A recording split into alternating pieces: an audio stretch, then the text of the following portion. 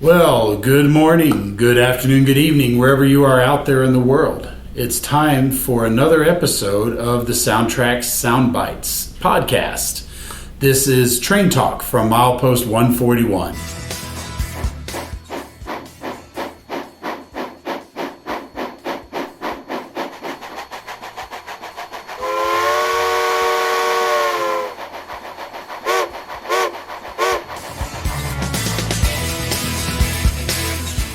And I want to welcome all you guys out there, and we appreciate it. We've just got back from a whole bunch of shows. I say a whole bunch, it's actually two, but it sure feels like a lot.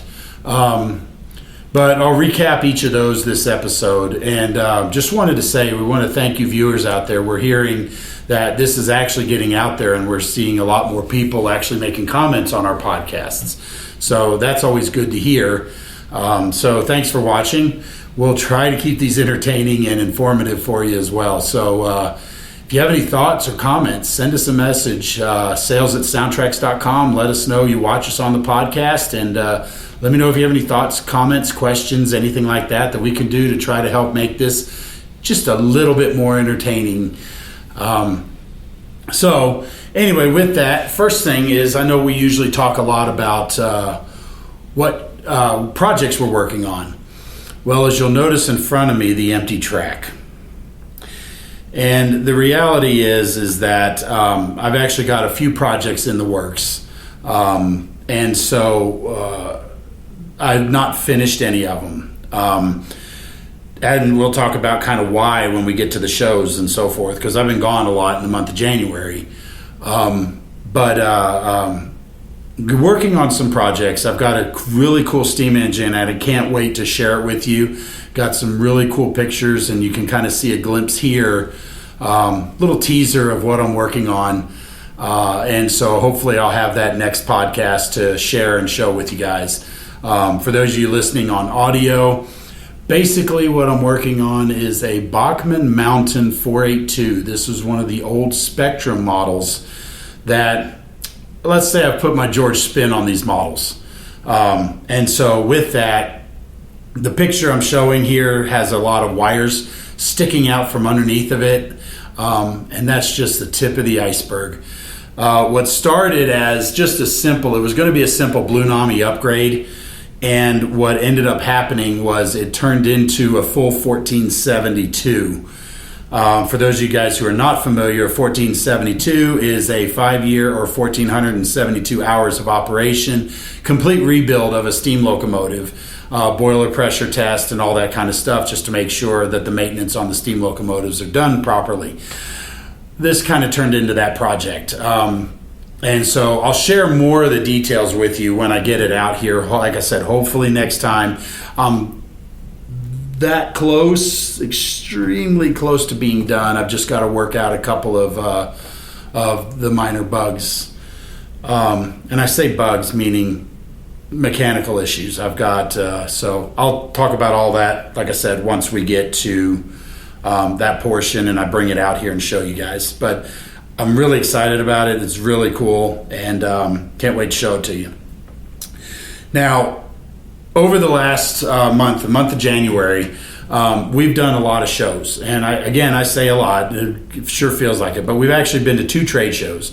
First up was we went to Prototype Rails down in Cocoa Beach, Florida. And this is, in my opinion, it's one of my favorite shows to do. I noticed there's a lot of people that come from all over the country to go to this show. For example, there's people that come in from California, from New York, up north of Canada even.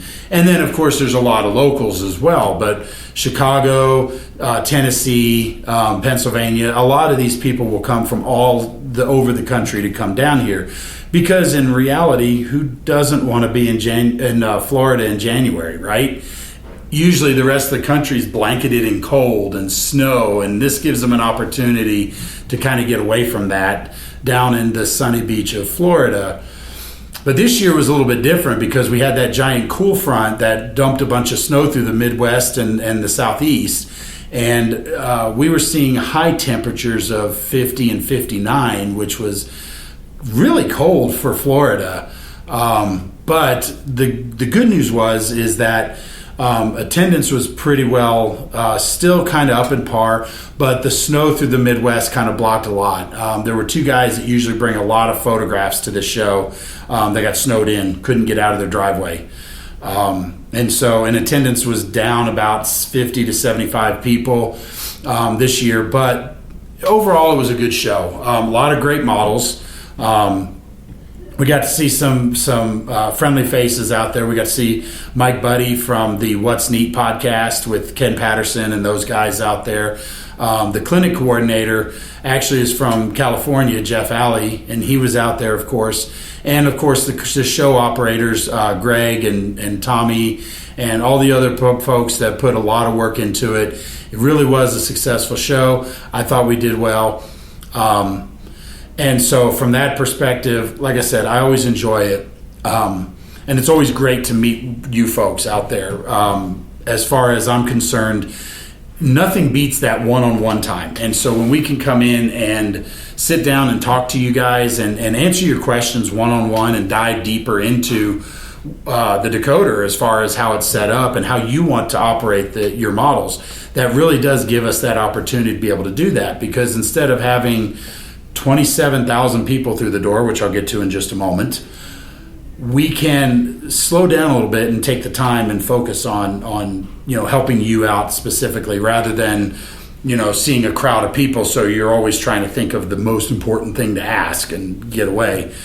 So that part I really enjoy, and I think from a modeler's perspective, if I was on the other side of this camera, I think I would greatly appreciate that one-on-one time as well. After that show, I got to visit with a few folks out there. We got to visit to the Central Florida Modelers layout, and that's a really, really good layout. You can follow them on YouTube, and you can see a couple of video clips here and some photos of their layout. But they've really done an extraordinary job building this layout. They've got the space, and it really is well done. And they run operations, and it's really a neat layout. But the timing was kind of off because they also had a show in Deland, Florida. And so the Orlando Society of Model Railroaders was actually, a lot of them were at the show. So we did a joint meeting where we had members from both clubs come out to the Central Florida layout so I could spend time talking to them. And we had a smaller than expected crowd, but the good news was, again, we got to spend that one-on-one time. The folks that were there brought locomotives, and we would sit them on the track and we'd program them up and get them running the way they want them to. So again, that's an exciting thing, and those folks now can go back and get the most out of their decoder. Then we went from there, I went out to the Tampa area to Pinellas Park and visited one of our stores called Arnie Trains. Now this is a really great store out in the western part of Florida, run by Dave Zitnick and his wife Gail. And they have a really great store and a great staff out there.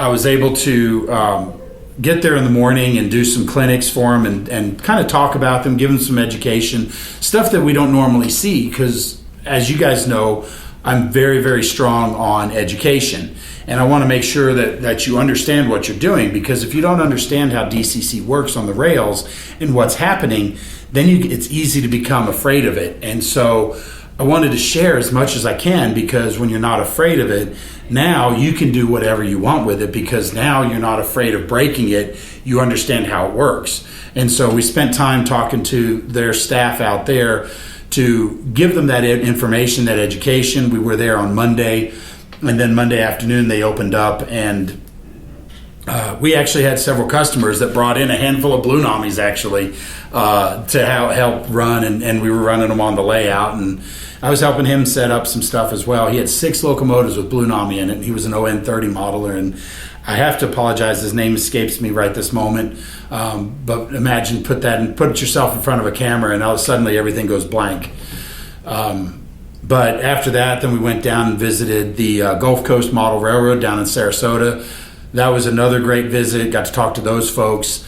They are very strong SoundTraxx folks. They have a great demo layout out there, and they've been there for a very long time, and they were very busy while I was there. So you guys be sure to check those stores out if you're in Florida. So after that, came back home, spent about a week here, and then headed off to West Springfield, Massachusetts. to the Amherst Society, which they call the Big Railroad Hobby Show. And this was 2 days of a blur. I don't remember much about it. The show was so busy. They actually set an attendance record with 27.5 thousand people through the doors. So that's 27,500 people approximately through the doors. This show is amazing. It's 4 buildings packed with model trains. There's layouts, there's vendors. If you're looking for something in model trains, chances are you'll find it. A lot of the manufacturers visit this show because, of course, nothing beats that type of exposure. And there's scenery materials. You can get Woodland Scenic, Scenic Express, Bragdon Enterprises. A lot of these folks are all out at this show. You know, I've been here at this job / lifestyle for a little over 16 years, and I've yet to see that full show. I've never been to the back side of the Mallory building. There's 4 buildings. You have the Better Living Center, which is the biggest building. You have Stroh, which is the smallest building. Then you have Young and Mallory. And Mallory kind of has 2 halves. There's the front part, which is about as big as Stroh. And then there's like a hallway, and then it opens up into a whole nother warehouse. And I've never seen the back side of that room. So it really is a great show. I always encourage everybody to go out to that one. Because if you're looking for something in model trains, new product, old product, whatever you want to find, you want to talk to the manufacturers, you want to come in and get your 2 cents worth in, talk to us one-on-one, that's the show to go to. And like I said, 27,000 people through the door, set a new record, and I know they're going to push it harder and try to grow it next year even bigger than that. So I really encourage it. But if you go, don't send yourself home on Sunday. Make sure you stay the whole time. This year was 10 to 4 on Sunday, so that you can still have time to catch a late flight out of Bradley, which is out of Hartford, Connecticut, just about 15-20 minutes down the road. So you still have time, but make sure you dedicate that time. Don't leave in the middle of the afternoon or anything like that. There's plenty of time because there's so much to see. I'd venture to bet if you just focused on layouts, you'd probably take a day and some change to get through that entire show. So basically this year we did a $5 instant rebate for customers purchasing at the show. They could come over and to the stores, to the retailers, purchase a decoder, bring it back, and we'd give them a $5 instant rebate. But we'd also kind of mark down what they bought. Kind of helps us know what's selling. And an interesting phenomenon this year was that the Blue Nami actually outsold the Tsunami 2. So that's exciting, especially for me, because I'm a really big advocate, as you guys know, of the Blue Nami.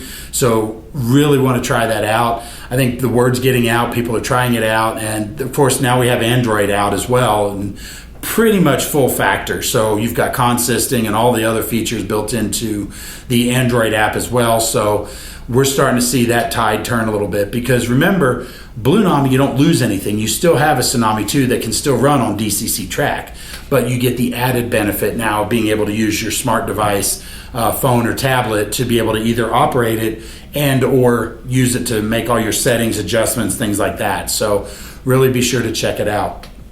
Now, another topic, switching gears. Now, I don't have anything here in front of me, but it was interesting. I had a conversation with a friend of mine this week, person that I've known in years ago, going back to when I first started in model railroading. I always talk about the friends that I had around me that helped me learn model railroading, because nobody's born doing this. So nobody is born knowing how to build benchwork. Nobody's born knowing how to lay track, build scenery, paint a model, all this stuff. It's all acquired skills, and you learn it as you go. You're going to screw up sometimes, and I've done my share of screw ups, and some of them in the not too distant past. But the good news is that as you experience and as you work with it, you can gain the skills. And anyway, getting back to my friend, one of the original guys that taught me model railroading, I was on the phone with him and I was talking about my models. He says, well, George, you do this for a living. And I said, well, yes, I do this for a living, but I'm not doing anything unique that, say, you as the viewer / SoundTraxx modeler can't do. And it really kind of shocked me, and it kind of speaks to, how do I want to word this? It kind of speaks to me a little bit, and I think there's still a lot of apprehension out there. People afraid to experiment and play with their decoder and really open up the potential. I've told a story during some of my classes. If some of you folks listening, you've probably heard the story. There was a movie back years ago called Mystery Alaska, and this was a group of ragtag hockey players that they set up an exhibition game against the New York Hockey Rangers. That part's somewhat irrelevant. The coach that was in town was walking through the town square, and the kids are playing pond hockey on the little pond in the downtown. And coach come over and he noticed this kid swatting at the puck, and he was swinging at the puck in such a way that his stick blade was off the ice, and so he was literally just hitting it with the heel of the stick on the ice. And coach came over and he told him, "Here, hold the stick this way." He said, "You paid for the whole stick, you may as well use it." And the reason that story is relevant is because you guys out there are looking for the best sound, and that's why you come to us. You want the best quality, you want the best features, you want the easiest to set up and the programming and all that to get the best out of your model. I mean, I've been on record many times saying we built a locomotive simulation more so than just a random noisemaker. For example, your brakes, if you use the F11 brakes more frequently, you'll hear the air compressor cycle on and off in the background more often, because when you're using the brakes, you're depleting the air that's actually on the locomotive, and therefore, when you're depleting the air reservoir, the governor kicks in to turn on the compressor to refill and recharge the reservoirs. And so that's just one of the algorithms that's built into our decoders to help bring it to life. And the reason that I bring this up is because he was telling me that my models run so well that people just write it off and say, "Well, you work there. No, of course your stuff sounds better." And I want to take you to task a little bit on that, because there's nothing I'm doing to my models that is really unique or unusual. And everything I've done to my models, you can see either on our YouTube channel, watch some of my clinics that have been recorded at various places. I know the Orlando Society last year when I visited recorded the clinic. Go back and watch that. Find their YouTube videos and go watch that clinic. We have a series of webinars that are on our YouTube channel that you can go back and watch. And I talk about all the features of the decoder, everything that's built into there that you can get the most out of it. And the reason I point this out is because, when we're running our trains, we want to build the most realistic scenery. We want to make sure that tree looks like a real tree, especially when we're running our trains. We build the track work. We want to make it look proper. We want to build buildings that look good. We want accurate models. But then the operations, you'll have people that will, talk about Form A clearance or Form 19 clearances, or they'll talk about this rule or that rule and, timetables and schedules, and then you've got car cards and things like that. But then they run their trains like slot cars, start and stop instantly. And, if you really want that, great, no arguments, that's why they're adjustable. But presumably the trains is why we're in the hobby, and we want to make sure that we get the most out of it. And one of the easiest ways to really get that locomotive to sound right is just by adding a little bit of momentum. Because we have the feature called dynamic digital exhaust, which allows the decoder to read the load on that motor and adjust either the exhaust chuff or the diesel engine up or down, depending on what the locomotive is doing. So when it's encountering a grade, it's going to sound a whole lot different than when it's descending a grade. But even with just a little bit of momentum, you got to give that locomotive time for the DDE processor to actually make the sounds to match the motion. So if you add just a nominal amount of momentum to it and then jump to speed step 10, you'll hear that diesel engine notch up and it'll sound louder as it's slowly accelerating. Once it accelerates and gets to the commanded speed step, you'll hear that prime mover back down. If you're not adding momentum, you go to speed step 10, you're instantly running at speed step 10, and then you bring it to a stop and your locomotive stops instantly, but then your prime mover takes a while to wind back down to get back into the idle or wherever you're doing. So even something as simple as that. So I encourage you guys to experiment with the decoder. You cannot break the decoder by changing CV values or enabling this feature or that. If you could do that, if you could break it, and we put a landmine in these decoders waiting for you to find it so you can brick it, we didn't do our job very well. So we have safeguards. So for example, let's say on our steam decoder where we have 90 whistles to choose from. Well, if somehow you go in, and I'm guilty of this too, I'll fat finger it or I'll go too fast and push the wrong button. Let's say I try to pick whistle number 95, 94, 95, whatever. That's beyond the range. Well, with some of the other brand decoders, your decoder now is looking for data that doesn't exist because there is no whistle 94. But the decoder can't do anything until it gets that data, so it turns it into a paperweight because you get this kind of a standoff. Give me the data. Well, I don't have the data. Give me the data. I don't have any data. So we build safeguards that our decoder will actually say, that's not a choice, and then default you back to 0 or whatever the default is. And the reason is again, to give you that confidence to go in and experiment and try the decoder out.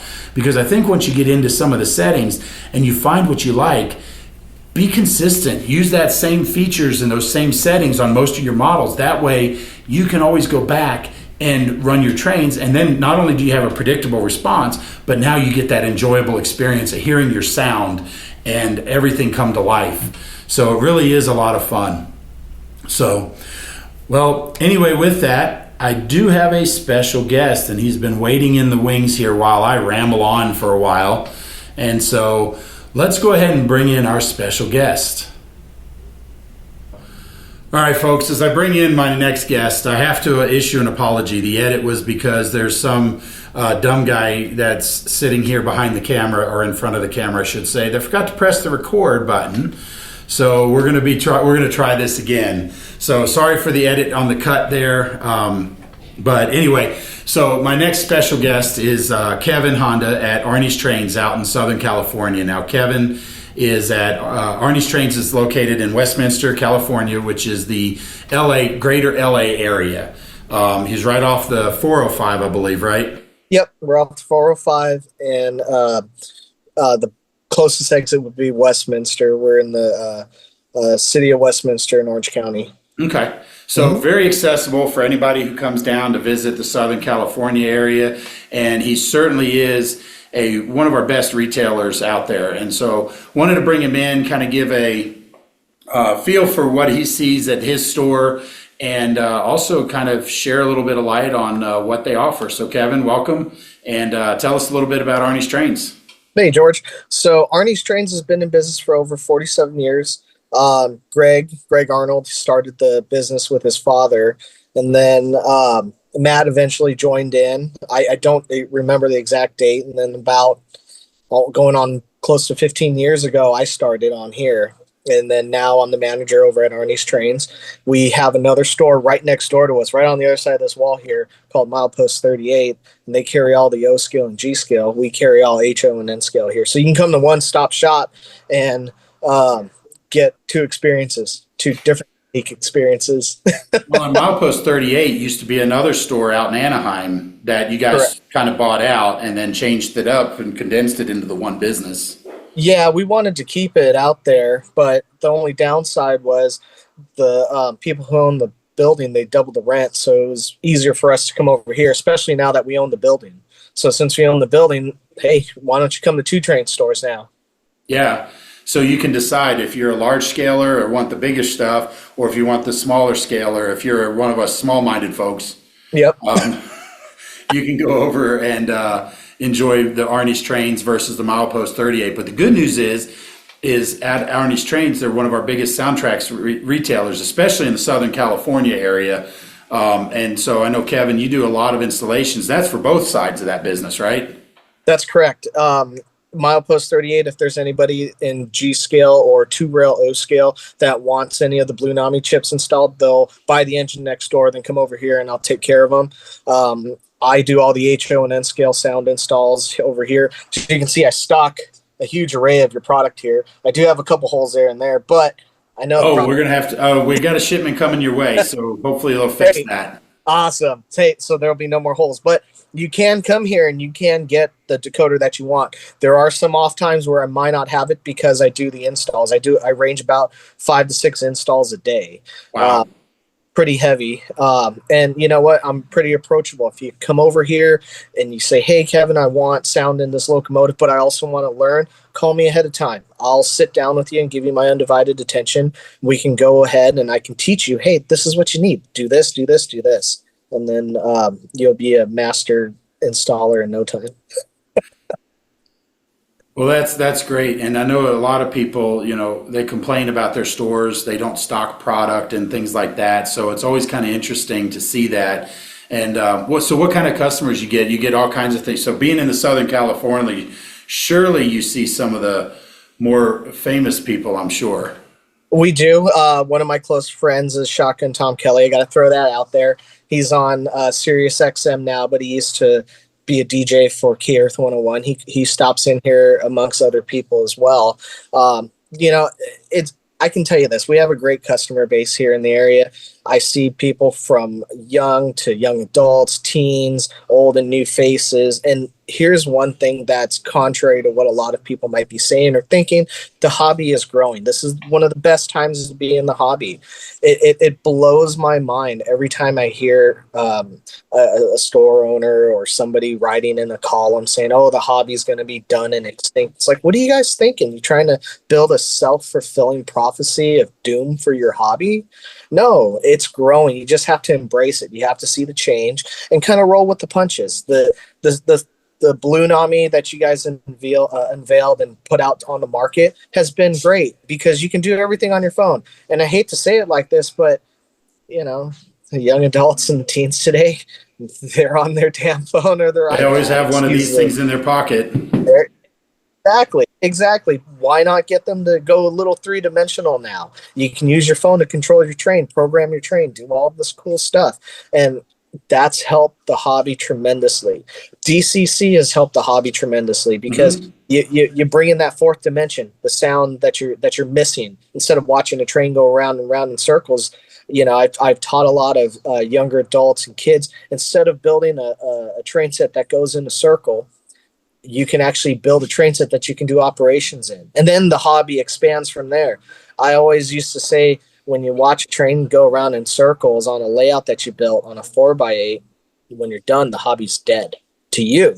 Because that's it. What do? Scenery's finished, train's done. You really can't play with it. You just watch it go around in circles. Right. Well, I think you hit on a key point there, because I think the hobby's growing. But what's interesting is I hear that all the time because people say the hobby's dying, but I think it's changing. And so where we used to see everybody go to the hobby stores, now with the online advent of the internet and all that stuff, people can go online, watch YouTube videos like, some of you may be watching here, and learning how to do this stuff. And then they go online and buy from the stores. But the good news is that with your store, you don't have a huge online presence, if at all. You certainly don't sell online, but people come to your store, even if they're in town for visits or anything, because they all know Arnie Trains. Oh, definitely. Where we're located, it really helps too, because we're not too far from Universal. We're not too far from Knott's Berry Farm.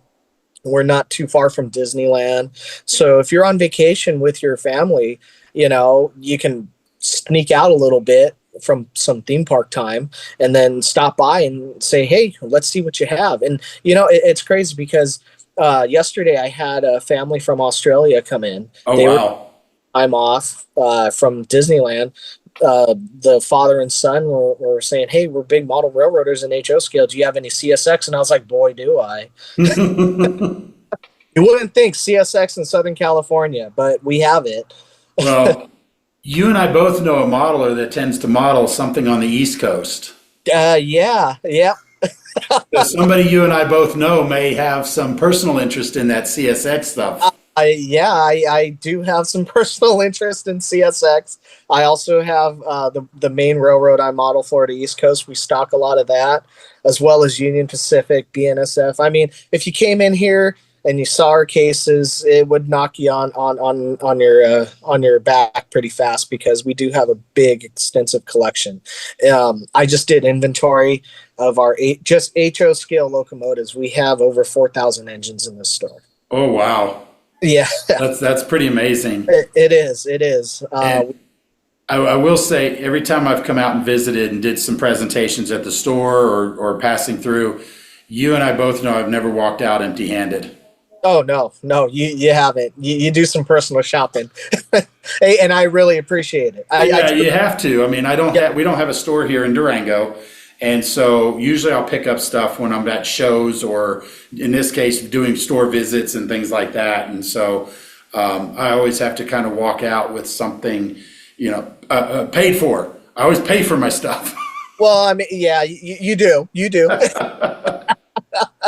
So, well, you guys have a really great Instagram and Facebook with Arnie's Trains. You guys do some goofing around and jokes, videos, and things like that. So tell us a little bit about that. Well, we do have an Instagram. We do have a Facebook. We put out funny haha videos here and there, and we'll also put out videos and posts showing the new product that we have. Hey, or come and check it out. We also have an email campaign that goes out. I don't spam anybody that joins it. It's just when something new pops up, that's when the email will go. I hate the one where you open up your phone or your email account and I'm like, really? I needed 12 emails from that This week. Yeah, exactly. So on a related note to that, so if anybody's out there, follow their Instagram, and we'll get to all the handles and how to get a hold of you guys here at the end of the presentation here, or the end of the discussion, whatever. Has Kevin Honda been a horrible man recently? Every day. It's store. That's one of my favorite bits you guys do. So for the viewers, let's tell them a little bit about what's going on with that. So the horrible man tag came about from our mutual friend George and I. We both have a friend. His name is Ken Mitch Rooney. Shout out to him. So he comes into the store and he always has me work on his locomotives, and he has a really good presence.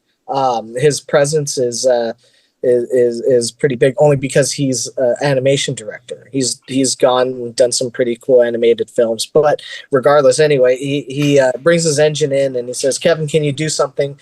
Trick it out." Okay, and I'll trick it out all the way, lights, the whole 9 yards. And like, "You're so horrible." I'm like, "Yeah." And we just got to a point where we just started making videos. He would come in, record me, showing him the ins and outs of the locomotive, and at the end he's like, "You're so horrible." And I said, "Well, let's turn it into a horrible man video." I think one of the most memorable ones, I was sitting on when before we did the remodel, I was sitting on the counter playing with an old Tyco engine. It was an F unit, and I'm pushing it like this, and then I launched it off of the counter into the trash can. He was like, "Was that my engine?" I was like, "Oh, damn, that was." So we'll goof off and do things like that. That's fantastic. I've actually been on one of those, if I remember correctly, because I happened to be out there that was visited. Yeah. You know what? I have to tell Ken to dig that up and send it to you so you can put it, because that was like the dueling banjo night. "Oh, look what I can do." No, look what you could do. No, we could do it this. Oh, okay. Yeah. What was that musical? "Anything you can do, I can do better." Exactly. Now, for those of you folks listening, that'll be the first and last time you hear me sing. Well, Fair enough. It'll probably happen again. So anyway, you guys have been doing great out there, and I think you guys have been really killing it, and that's why I wanted to have you on and kind of showcase the store, because you guys are doing great business out there. You're out in Southern California, which is a great visiting, especially with summer coming up. I want to encourage everybody to go visit Arnie's Trains. What was it? We had an Australian friend last year with the National Train Show, came back, 3 times and spent over $1,000 each time? Yeah, they came back a lot just because we had the product. I mean, if you have what people are looking for, you keep the place clean, you make sure you're friendly, then you'll have return customers constantly. Yep, exactly. Mm-hmm. So tell the folks where they can find you and how to get a hold of you.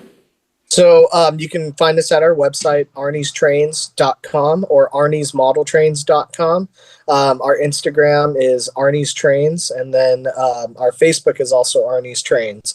If you go to our website, there'll be links to it as well. Okay.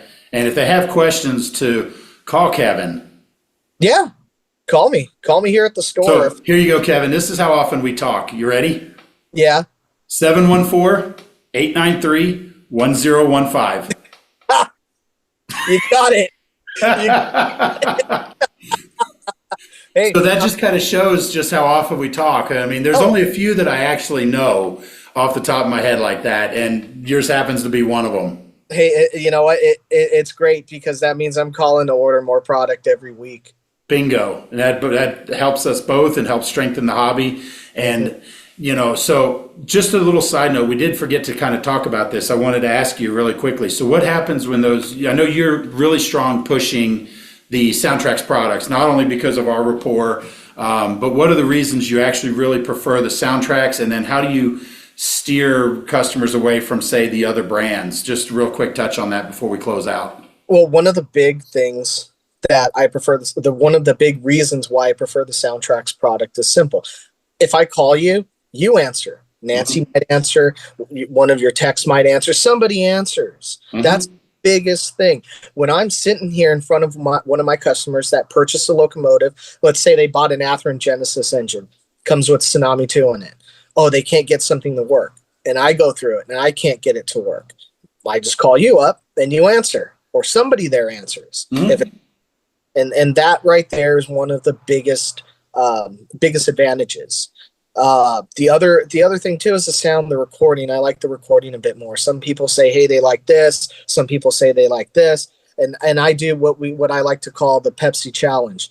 I had a customer one day. He came in. He goes, well, this is an Intermountain Gevo with lock sound. Okay, fine. This is a SoundTraxx Gevo with, this is an Athearn Genesis Gevo with Tsunami 2 in it. I don't tell them. I put them both on the track and I let them listen to it. And 9 times out of 10, I've done it several times. They always pick the SoundTraxx one, and I don't tell them what it is. It's not coached. I just put it on the track. I don't tell them what manufacturer the locomotive is. I just go, here, listen to it. Tell me which one you like better. And then they always point to the Athearn Genesis one. They're like, oh, that sounds much deeper. That sounds better. Well, okay, you guys have the better recording. Now, if you're doing lock sound, don't get me wrong. I'm trying to stay right here in the middle, but when you listen to it, it all depends on who recorded it, how they recorded it. You guys have a closer, or what do you call it? A closer lock on your recording, so nobody can really mess with it. And if you're going out there with the right equipment, you're going to get the better recording. But if you're going out there with your iPhone, give me a break. That's being blunt. It makes a huge difference. It does. It makes a big difference. And then motor control is another thing. I have people that tell me, I want 0 on the motor control. I want to be able to put in my momentum. I want to be able to set in my trim levels. Well, when your base levels are all 0, you can do whatever you want versus whatever you get from the factory from somebody else. You're kind of stuck with what they have. Yep.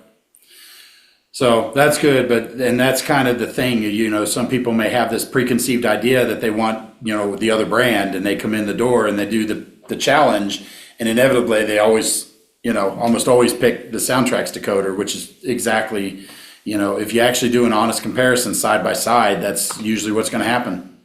And you have to do it unbiased. If you're out there and you're biased, it is really hard to do it. But if you go in there and you're not thinking about, oh, this is decoder A, decoder B, this decoder A is a SoundTraxx, and you like the other decoder better, you're always going to pick that one because you know what you're listening for. But if you're just listening to it, 9 times out of 10, you're going to pick the SoundTraxx decoder. That's what I've seen here. Yep. Well, that's great. And like I said, you guys are doing great out there. Appreciate you taking the time to talk to us today. And then hopefully the viewers will, throw some love your way and give you a shout. And I would appreciate that. Yeah. So anyway, with that, we'll go ahead and wrap this up. And we'll wrap up this episode of the podcast. So guys, I want to thank all you guys for watching. And be sure to tune in next time. Hopefully I won't have an empty track in front of me next time, where I'll have some models to show off. Like I said, I got some exciting stuff behind the scenes coming. So with that, we'll sign off. We want to thank everyone for watching, and be sure to subscribe wherever you're watching or listening to this, and we'll see you next time.